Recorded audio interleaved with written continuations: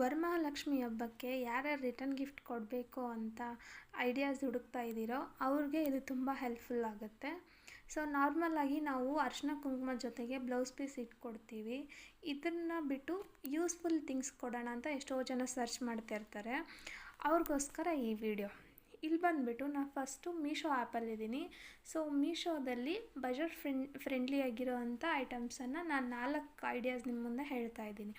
First ಬಂದುಬಿಟ್ಟು packet purse. ಇದು ಬಂದುಬಿಟ್ಟು 204 ರುಪೀಸ್ಗೆ 12 ಪೀಸಸ್ ಸಿಕ್ಕುತ್ತೆ. ಅಂದರೆ 204 ರೂಪಾಯಿಗೆ 12 ಪೀಸಸ್ ಸಿಕ್ಕುತ್ತೆ.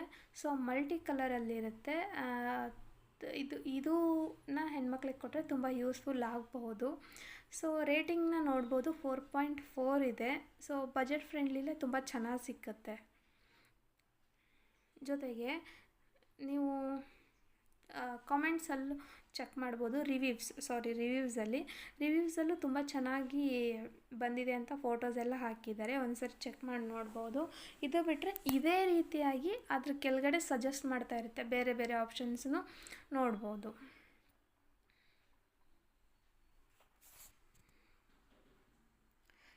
ಇದು ಬಂದುಬಿಟ್ಟು ಒಂದು.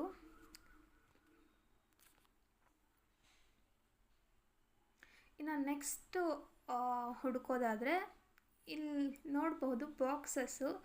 ಇದು ಬಂದುಬಿಟ್ಟು ತುಂಬ ಚೆನ್ನಾಗಿರುತ್ತೆ. ಈ ಥರ ಚಿಕ್ಕ ಚಿಕ್ಕ ಬಾಕ್ಸ್ ಇದು 209 ರುಪೀಸು. ಅಂದರೆ 209 ರೂಪಾಯಿಗೆ ಆಲ್ಮೋಸ್ಟ್ 12 ಪೀಸಸ್ ಸಿಗುತ್ತೆ. ಸೊ ಇದು ಬಂದುಬಿಟ್ಟು 4.3 ಇದೆ ರೇಟಿಂಗು.